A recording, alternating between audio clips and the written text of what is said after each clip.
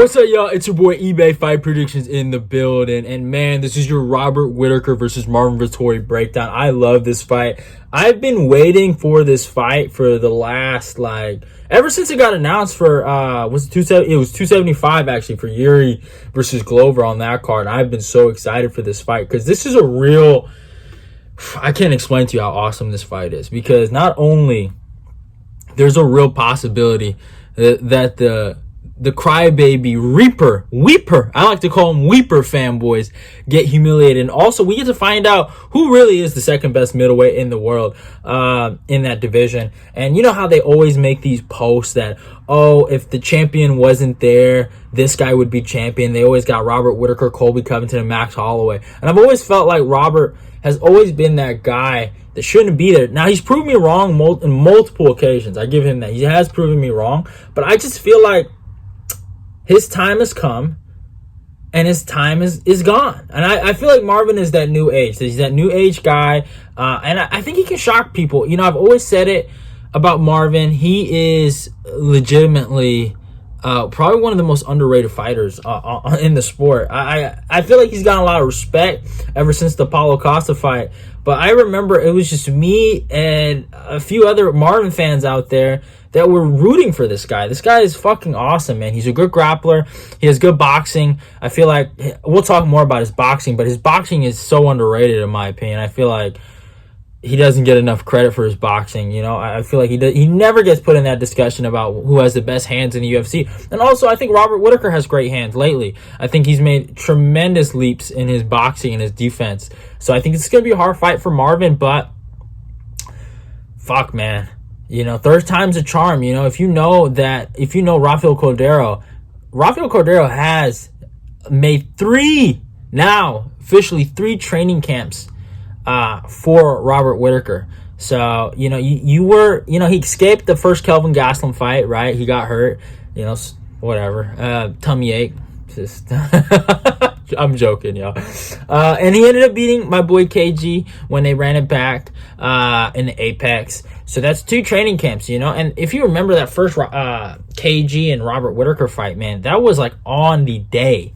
Like, it wasn't like, it was after weigh-ins, like the ceremonial weigh-ins was over. He pulled out on the day. I thought he should have got stripped that day. And ever since that day, I've had some issue with Robert Whittaker. So there is some bias coming from me because I have not forgiven him for that. Also, I felt like he lost to Yoel Romero. But yeah, it is what it is. But in terms of the stats, obviously, let's look at the UFC rankings and where these guys rank in the middleweight division. Robert Whittaker's number 1 and Marvin Vettori is number 2. He's tied with Jared Cannonier, which is interesting. Marvin comes with a record of 18-4-1, is fighting out of California, age 28, height of 6 foot, and reaches 74. Robert Whittaker, a record of 23-6, is fighting out of Australia, age 31, which is interesting, height of 6 foot, and reaches 73.5. So Robert's age is very deceiving, right? Like, you look at, like, I've watched Robert for a very long time, and you'd assume he is a vet in the game, and he is a vet. He really is, but he's a young man. Like, he's 31, he's in his prime.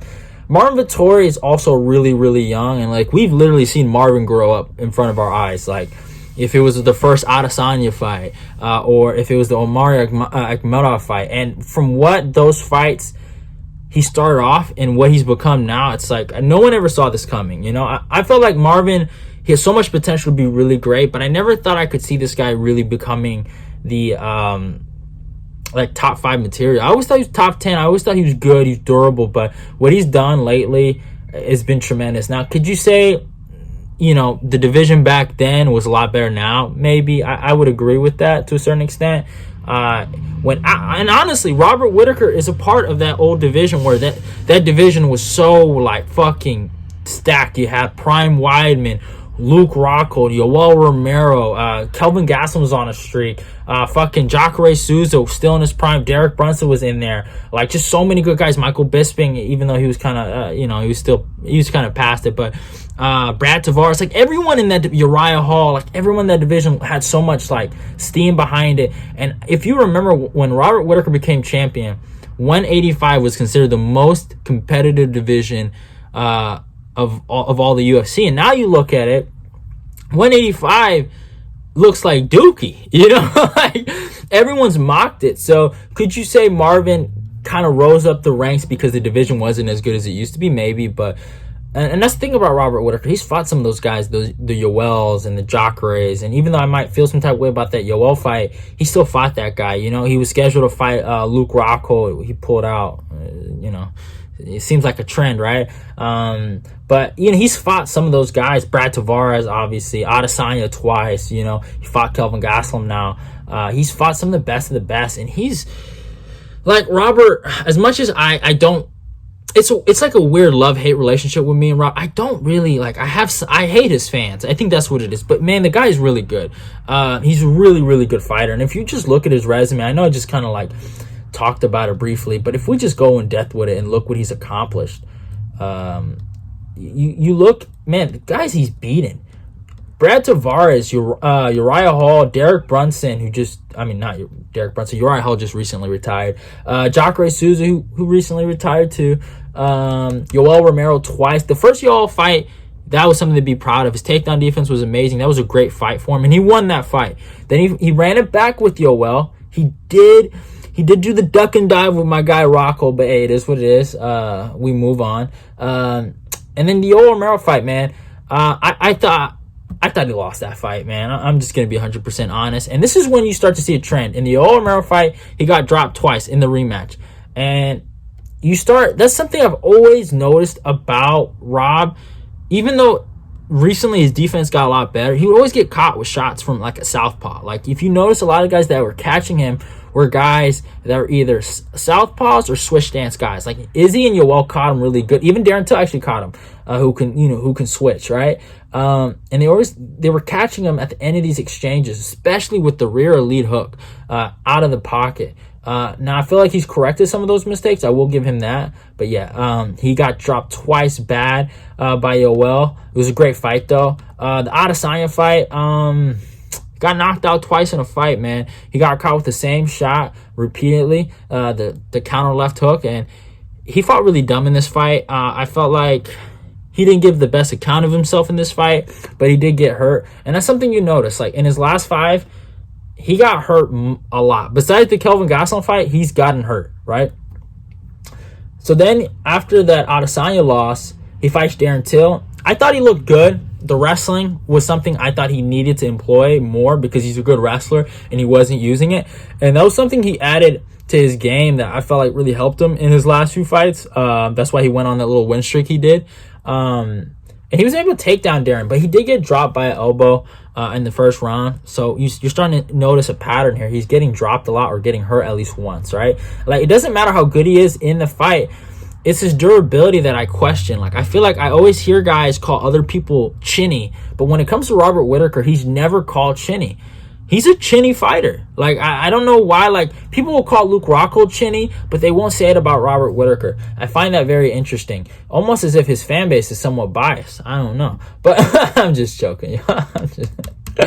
I kid, man. I'm playing around. But he had a good performance against Darren Till. I scored a 4-1 for Robert. I know some people had a 3-2. Whatever. If you guys feel that way, you guys feel that way. But hey, he still won. And then he fought Jared Cannonier. And this performance against Jared, the first 2 rounds, he looked amazing. He was like, actually the whole fight, he looked amazing until the last minute of that 3rd round where he got caught. And again, obviously Jared's a power puncher. A lot of these guys he's getting caught by have some type of power or good strikers, but he does get caught, right? So it doesn't mean it's impossible to catch him. And yeah, he got hurt bad at the end of that 3rd round. But dude, that 1-2 high kick's beautiful. Everything he does is beautiful. Then the Kelvin Gastelum performance, he looked amazing.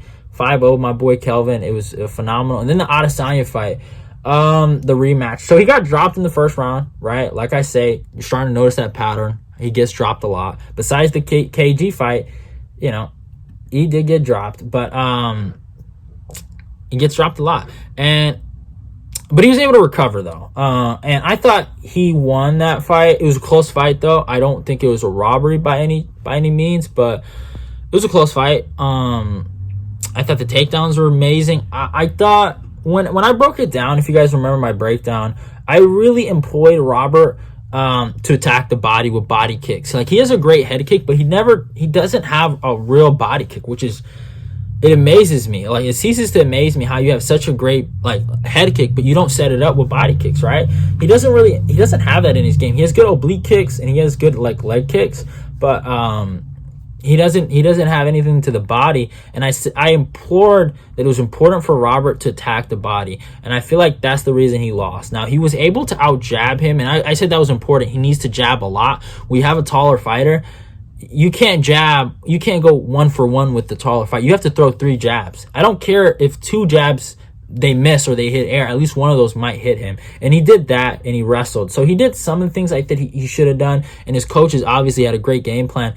But certain things his coaches told him to do, he just didn't do. He didn't throw straight shots. He didn't throw to the body. He didn't do the things where he needed to really put a stamp on the fight. And he was depending on takedowns and no control time. That's what he was depending on winning that fight. And I'm not saying I like that shit. I hate that shit. I feel like if you score a fucking takedown, a takedown's hard to fucking score. If any of you guys wrestled, or if any of you guys have any knowledge of grappling, you know, like, that's 2 fucking points in a wrestling match. That's a fucking hard thing to do, to take someone down. That's a lot of energy. And you get no reward for it. Like, people don't give it no respect because, oh, you didn't control, right? And obviously that's the rules of MMA, so I can't complain, but I feel like that's unfair. But that's just the game we play, right? And he depended on that, and that's why he lost the fight. That's why I didn't call it a robbery. I thought he won, but with the rules of MMA and I guess damage, Adesanya kind of won, right? He kind of won. He hit the legs a lot, but I thought Robert did win the fight. But I understand why they gave it to Adesanya, because he gave them that reason, right? Or not the reason. He gave him a chance to give it to Adesanya, if you know what I'm saying. He didn't do enough to really put a stamp on it. And I know people are saying, like, that's not fair, because it's like, if you win, you win. But you have to understand, like, this is Adesanya, right? So you have to really beat him. Like, you know what I'm saying? Like, even when Yoel Romero fought Adesanya, and I'm a big Yoel fan, I knew they were going to give it to Izzy, even though I felt like Yoel won, because you have to put a stamp on it. Like, that's something that people don't really realize. When you have a tall, rangy fighter, there's some weird, I don't understand it, but when you have someone tall, or like almost as if, like, if someone has like that Anderson Silva mystique, they have these weird biases, right? Where they think that they're not getting touched and their defense is a lot better than what they really are, and they start to overrate them. If you go watch or rewatch the Robert Whittaker versus Adesanya rematch and you listen to the commentary, I don't think Michael Bisping is an Adesanya fanboy, and I don't think he has some hard-on for Adesanya, but there's this weird thing. I've noticed this with Floyd Mayweather and like with a lot of like really good defensive like fighters, or even Anderson. They're not really doing anything, but people think they're doing something. You know what I'm saying? Like, Adesanya wasn't doing anything, right? But like Michael Bisping was like, oh my God, he's punking Robert Whittaker. And I'm like it's weird. Like, I see it a lot. And I don't think Michael was being biased, but he was being weird. That's just about it. But enough of that. I mean, obviously it is what it is, what happened in that fight. But I thought Robert should have got the dub, but what can you do? But if you look at a guy like Marvin Vettori and what he's accomplished, man, he has some decent wins. Went to a draw with Omar Akhmedov. He does have a loss to Antonio Carlos Jr., beat Cesar Ferreiro, Andrew Sanchez, Carl Roberson, Jack Hermanson, Kevin Holland, lost to Adesanya the second time, and then beat Paulo Costa. And what I love about that Paulo Costa fight is he proved so many people wrong. There was a lot of people that were saying, hey, Paulo's the dog of the week. Put your money on Paulo, this and that. And it's not a bad bet. I'm not dissing anyone that made that bet, but I felt like people were just ignoring the fact that Marvin is really good with his hands. Like, I think he doesn't get enough credit for his handwork, and he went out there and outboxed Paulo. Basically, that's how I looked at it. He backed him up, outworked him, just really boxed him up, and he didn't use his avenue of victory was his grappling. That was the thing that everyone said he was going to win by. And he went out there and I thought had a phenomenal performance with his hands and proved a lot of people wrong. let's not forget, let's keep that same energy. We all said Paulo had the better kicks and the hands. Now, I feel like he showed that he had the better kicks than Marvin, and that's something Marvin has to really work on, is his kicks. But besides that, Marvin went out there and put on a boxing fucking showcase for 4 straight rounds. He did lose the 5th round, and I thought he was about to lose the 2nd round, but then, you know, obviously momentum and stuff like that. But even if he lost that 2nd, it still would have been 3-2 Marvin. I don't know why people think Paulo won that. I think that's just some delusional Paulo Costa fandom. I don't get it, but hey, it is what it is. But I think Marvin getting to this Robert Whittaker fight after going past Paulo Costa, I think he's in a good spot. I really do believe he's better than Marvin. Not Marvin. He's better than Robert. I really, really do believe that. I think he's more durable than him. I think he's younger than him. And I think he just has more room of growth. Like, I compare Marvin in this Adesanya situation that he's in almost to the Canelo versus Floyd situation. I feel like Adesanya got Marvin when he was young. He really did. And I'm really high on Marvin, man. I think he has so much potential, and what he can do in there is impressive. I think what Marvin has to do in here is he has to bully Robert Whittaker. Robert Whittaker is going to have to play Matador and try to jab at him and try to get out the way. But if you look, guess who has the reach advantage? Marvin Vettori. What has Robert always struggled with? Is a guy with a reach advantage. Robert Whittaker fights as if he has long arms, but he has short arms. But he plays that outside game, that bouncy game, that blitz karate game. But when he doesn't have the length on his side, he's going to be at a bit of a disadvantage, and he's going to get caught with some shots. And I truly believe one thing that Marvin has been robbed of is a knockout. And I'm telling y'all, I could be wrong, but I know Marvin Vettori got pillow hands, right? But I think if Marvin touches him in that chin, he can hurt him. He really can, and he can stop him. What's important for Marvin is to put pressure on him, stop the takedowns. I don't think Robert's going to go for a lot of takedowns, but I think he will threaten it. And I think he might shoot once, but just be aware of that. Cut the space. Don't give him any space. If you give him any space, the 1-2 high kick is coming, right? If he eliminates that, he can win the fight. I think a lot of people are disrespecting Marvin, acting like he's like some cakewalk, and I think a lot of people are going to get shocked, man. I really do. And also, Marvin's going to challenge that ultimate takedown defense that Robert Whittaker likes to claim, and also his fans like to claim.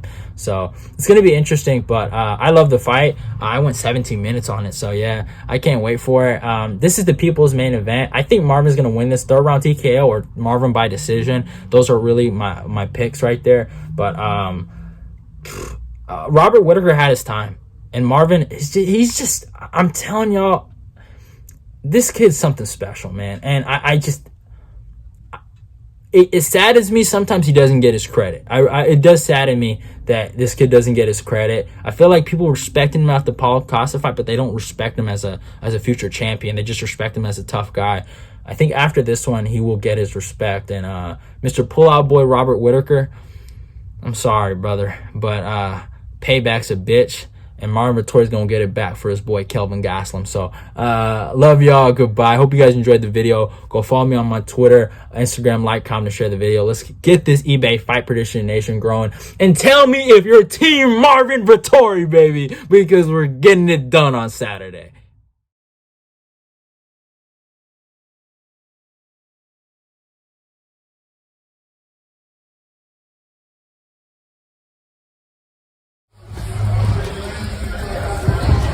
Oh,